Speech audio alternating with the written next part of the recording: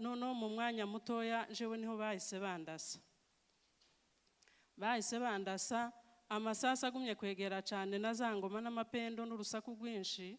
Noneho abantu nyine bagendaga bakangurira abandi nyine nimba ari nk'abantu bakuru bakavuga ati amasasu yabaye amasasu menshi, abantu ni mubyuke muhunge, amasasu yabaye yo kutwica.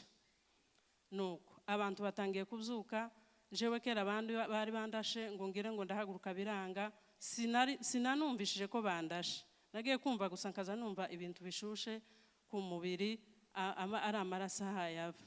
Noneho naza ngira ngo ndarengeza ukuguru nkumva biranze, mpita numva ko bandashe. Noneho abandi twari kumwe baravugaga ati reka twebwe duhunge. Bagerageje no gushaka ngo barebe ko bobona ico bampambiriza, kuko twari twaryamye twajimije amabuji niyo twacanaga. Noneho babura ico bampambiriza, mu mwijima, mu bwoba, abantu batabamenye ibintu ko babimera, babura ico bampambiriza. Noneho ngo bamare abantu ko bakangurira abantu uti nimusohoke, abantu bareke, abantu batangiye kuraswa, abantu bahunge abagishoboye guhunga. Nuko abo twari kumwe n'umudamu ngo ni Nyangabire n'abana biwe n'undi mushitsi wari waraye ku ruhande rwanje, ariko nyine twese hari mu kazu kacu. Umugabo wita Bizimana wo kwa Mombo benshi baramuzi, yari yaraye aho iwacu. Noneho asohokana n'abana avuze ngo bansezeye nkaho nje napfuye, kubera ko nje ntakiyambasha guhunga. Ndabasezera ndabagira ati mugende mubeho, hasigaye njewe Imana nibizi. Nuko barasohoka, amasasa agumye, abantu bagumye kuraswa, kazanyumva n'abandi babagongera aho ngaho mu ihema twari kumwe, kuko nyine twebwe ihema ryacu natwe nyine akumba kacu kari nko ku muryango, igihorwe kigenda kikagera nkiriya, uhumva nyine abantu uko barimo n'abasohokaga. Ca gihe Moise yabivuze ko hari abasohokeraga mu muryango bagahura n'ibitero, nyine bagahura nayo masasu aharasirwa aho ngaho. Abantu uko bagenda basohoka bakangurira n'abandi bakavuga ati mugerageza abantu bareke gusohokera mu muryango, murebe ukuntu mwosohokera hirya, kuko umwanzi mwinshi ari hano ku miryango. Abantu basohoka ko barahita bapfira ku miryango. N'abari bakiri mu mahema bakama babura ahantu boca ihema ngo basohokere ku ruhande. Abantu bose mukumva ko bababwira ngo musohokere ku ruhande, ariko abantu bakabura aho banyura. Noneho abantu barasohoka, abo twari kumwe bose barasohoka, naza numva gusa basigayemo nabo babagongera bananiwe gusohoka. Nuko tugumya aho ngaho, ni ibintu byihutaga vuba. Noneho hamaze umwanya, abari basohokeye ku muryango nyine ntitwaza tumenye uko byagenze. Noneho murumuna wanje anibutsa ko banganaga n'uwo mukobwa wacu wagiye. Atekereza umuntu ufite abana 5,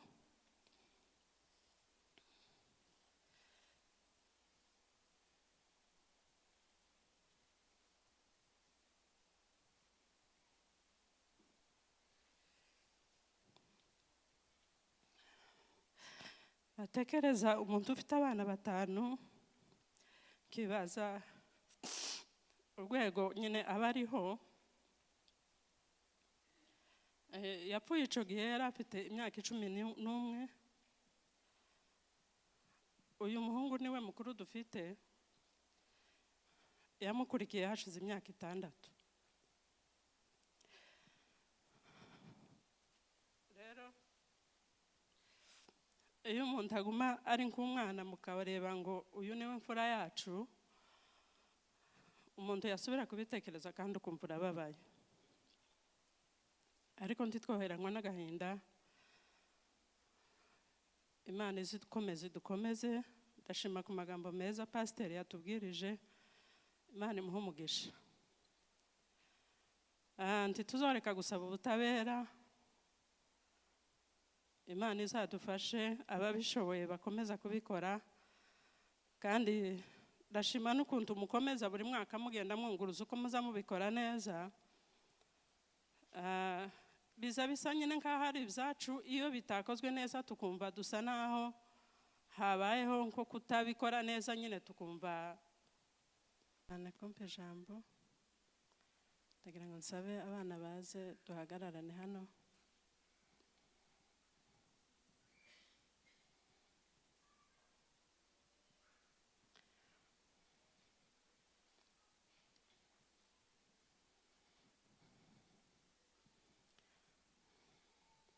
barakoze cyane kuza guhagararana naje. Uyu munsi uzugora cyane iyo umuntu atekereza ko ibintu bimaze imyaka 22 ariko umuntu yamara kuja kubivuga ukaza wumva kurajuguma nka hari ibintu byabaye uwo munsi. Ni ibintu nyine biba bitangaje bimeze ukuntu kwabyo, ariko ndasaba Imana kugira ngo imfashe bashe kubivuga. Nta nubwo nza mvuga n'ibintu birebire cyane kuko nahise mba mu mwanya ukomeye, sinabona ibintu byinshi. Habaye muri iryo joro ryo ku itariki 13, 2004 twari tumaze kuryama. Hahoraga ibitaramo bya buri mugoroba, mu gitondo tukabyutswa n'ibitaramo bya burakeye iminsi yose. Noneho twari twaryamye, abantu nyine bataramye nimugoroba, abantu bose nyine bari baryamye. Hanyuma tuza kumva abantu babasakuza, abantu baririmba bavuza ingoma n'amapendo. Noneho abantu bakabazanya ati se abo nabaha baje gutarama, nabatangiye gutarama noneho iki gihe. Inza nibuka mu bo twari kumwe mu ihema bahise bavuga ngo abo ngabo hari umuhungu wakundaga gutarama nyine cyane ngo ni Nzabakiza, Imana imuhire uko ridashira. Bahita bavuga ngo abo ni Nzabakiza ngo none ngo batangiye gitaramo ngo n'amasaha ngo nta kibazo ngo abantu nibaryame. Nuko turatuza, ariko ni ibintu byaza byihuta cyane. Hamaze umwanya mutoya ingoma zagumye zegera n'amapendo n'indirimbo. Uko biba bigenda byegera niko n'amasasu atangira kuvuga. Noneho amasasu ngo atangire kuvuga, abantu nanone baravuga ati amasasu nyine abantu batangiye kunyagara. Noneho abandi batangira kuvuga ngo none ngo babone ba bantu baza kwibinka, kuko hariho n'undi munsi bashakuje amasasu avuze, abantu baza guhumurizwa n'abandi bavuga ngo nabaje kwibinka kuko Moise yabivuze. Twari duturanye n'ibiraro nyine haruguru y'inkambi. Noneho uwo munsi wa mbere amasasu yaravuze, ariko ntibaba abaje kutwica nyine babaye abaje kwibinka. Abantu bahumuriza abandi ati nimuhumure nabaje kwibinka. Noneho ibyo nyine byabaye umwanya mutoya w'iryo joro birashira. Hageze muri iryo joro amasasu yaratangiye, abantu batangira guhumurizanya ngo nimuhumure ngo nimujyame, ngo amasasu adashobora no kubafata, ngo none ngo nabaje kwibinka. Abantu nyine tubaye nk'abatuje, ariko birakomeza cyane kandi byihuta vuba vuba. Noneho mu mwanya mutoya jewe niho bahise bandasa. Amasasu agumye kwegera cyane na za ngoma n'amapendo n'urusaku rwinshi. Noneho abantu nyine bagendaga bakangurira abandi nyine nimba ari nk'abantu bakuru, bakavuga ati amasasu yabaye amasasu menshi, abantu nimubyuke muhunge, amasasu yabaye yo kutwica. Nuko abantu batangiye kubyuka. Jewe kera abandi bari bandashe ngo ngire ngo ndahaguruka biranga, sinanumvishije ko bandashe. Nagiye kumva gusa nkaza numva ibintu bishushe ku mubiri, ari amaraso ahayava. Noneho naza ngira ngo ndarengeza ukuguru kumva biranze, mpita numva ko bandashe. Noneho abandi twari kumwe baravugaga ati reka twebwe duhunge. Bagerageje no gushaka ngo barebe ko bobona ico bampambiriza, kuko twari twaryamye twajimije amabuji niyo twacanaga. Noneho babura ico bampambiriza, mu mwijima, mu bwoba, abantu batabamenye ibintu ko babimera, babura ico bampambiriza. Noneho ngo bamare abantu ko bakangurira abantu uti nimusohoke, abantu bareke, abantu batangiye kuraswa, abantu bahunge abagishoboye guhunga. Nuko abo twari kumwe n'umudamu ngo ni Nyangabire n'abana biwe n'undi mushitsi wari waraye ku ruhande rwanje, ariko nyine twese hari mu kazu kacu. Umugabo wita Bizimana wo kwa Mombo benshi baramuzi, yari yaraye iwacu. Noneho asohokana n'abana avuze ngo bansezeye nkaho nje napfuye kubera ko nje ntakiyambasha guhunga. Ndabasezera ndabagira ati mugende mubeho, hasigaye njewe Imana nibizi.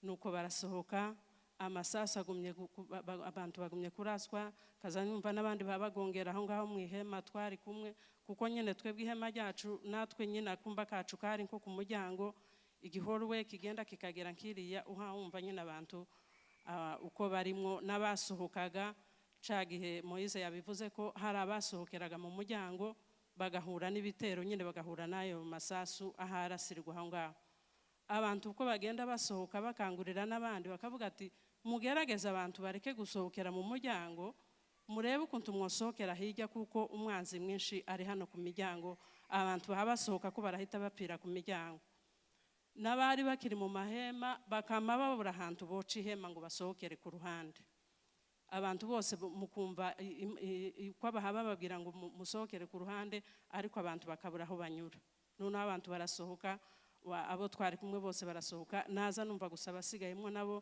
babagongera bananiwe gusohoka nuko tugumye aho ngaho ni ibintu byihutaga vuba none hamaze umwanya abari basohokeye ku muryango nyine ntitwaza tumenye uko byagenze noneho abasigaye baza kuvuga kandi ngo uko abantu nyine baguma batabariza abandi ati umuntu wese nimba ubasha gusohoka mu ihema nimba wanarashwa ariko utari wahunze urebe ukuntu usohoka mu ihema kuko batangiye gutwika amahema mureke gusha nuko narumvishije nari natuje ubwoba bwashize noneho nza kureba mu ihema nyine aho twaterekaga ibuji yari yatwitseho ku ihema nyine ku ruhande aho twayiterekaga itwikaho hatoya ntihari hanahiye nyine ngo hahuruke mbona nyine ukuntu ihema ryari risa nk'iryahiye nyine habaye nk'umwotsi hasa naho hatagisa nyine uko ihema ryari risa hariho akantu gatoya noneho ncishaho nyine intoki ndashanyura ngo nshanyure nyine birashanyuka ndikwega ndasohoka nta nubwo nanagiye kure nasohotse aho mu ihema gutya hari ahantu noneho twebwe twabaga ku musitari nyine w'inyuma sohotse ku muryango nyine twebwe twari hafi nyine yahasohoka aho nasohokeye nsa n'uzungurutse nyine nsa n'usubiye nk'ihema inyuma ariko ntihari kure noneho abari aho ngaho nguma kutegerera abaza bamiriza abasohoka n'abari basohotse aho ngaho bahwerera aho ngaho kumva umuntu ahataka mu mwanya mutoya gutya nawe uri mu yindi hari ntuhamenya ngo umubwire ngo ndamufashe iki umwanya mutoya umuntu wabashije kwikwega agasohoka mu ihema ngo adasha ukumva ananiwe kuvuga kera yahwereye twabaye aho ngaho sinzi amenya ngo byamaze umwanya ungana gute noneho uko ububabare buhabuguma buza ari bwinshi kuma wumva ushaka amazi yo kunywa niko umwanya wagumye kuba tuza kumva nyine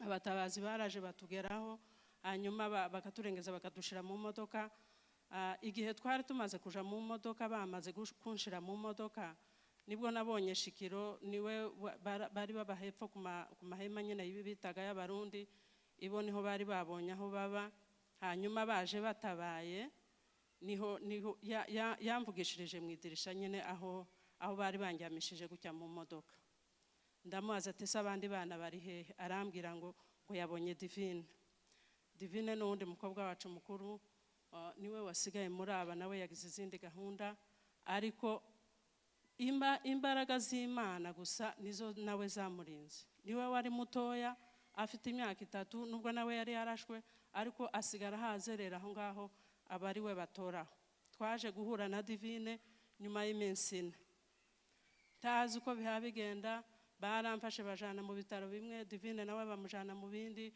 uwapfuye sinigeze menya n'amakuru nawe nico gihe naje kumenya ngo yarapfuye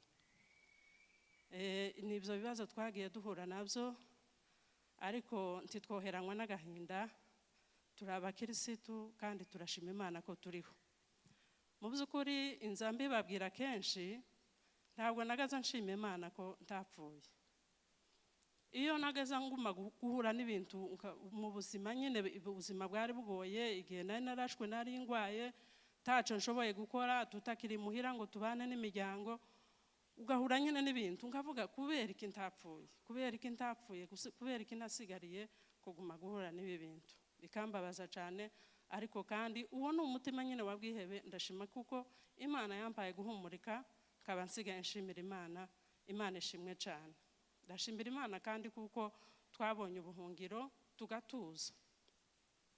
Ndibuka tukiri Burundi twaramaze guhura n'ibyo bintu, twamaze kuva mu bitaro, iminsi twamaze mu bitaro tuja mu nkambi yo mu Ngagara.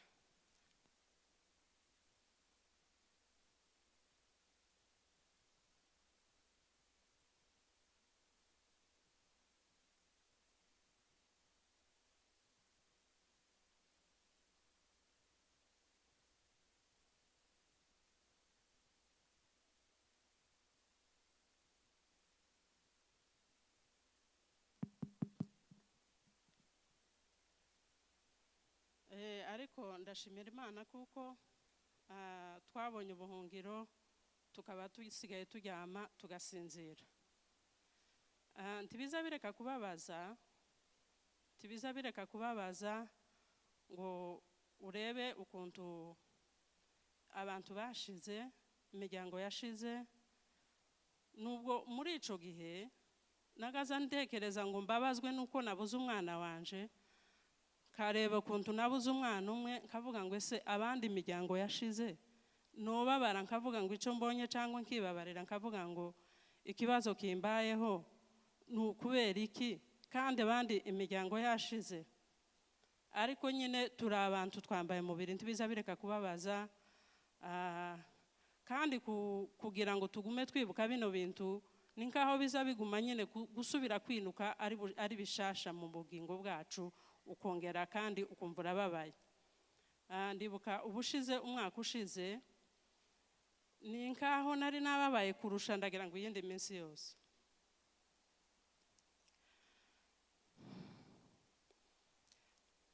Muka Pasiteri Ndengeye ni murumuna wanje,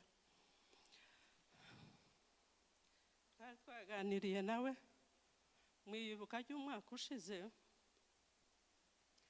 kuko nananiwe kuvuga. Hari n'abantu babimbwiye ko mucunamo c'ubushize nananiwe kuvuga, ariko sinababwiye impamvu, ariko numvaga nababaye mu rwego rurenze. Twari twavuganye na murumuna wanje, anibutsa ko banganaga n'uwo mukobwa wacu wagiye. Atekereza umuntu ufite abana 5,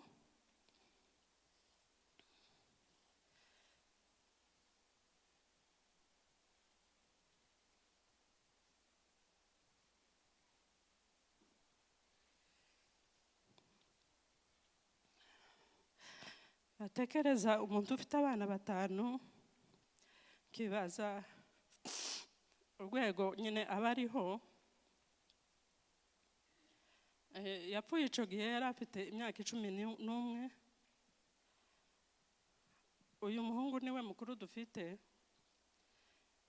yamukurikiye hashize imyaka 6. Rero iyo umuntu aguma ari nk'umwana mukabareba ngo uyu niwe mfura yacu, umuntu yasubira kubitekereza kandi ukumva urababaye. Ariko ntitwoheranwa n'agahinda. Imana dukomeze. Ndashima ku magambo meza Pasiteri yatubwirije, Imana imuhe umugisha. Ntituzoreka gusaba ubutabera, Imana izadufashe, ababishoboye bakomeza kubikora. Kandi ndashima n'ukuntu mukomeza buri mwaka mugenda mwunguruza uko muza mubikora neza.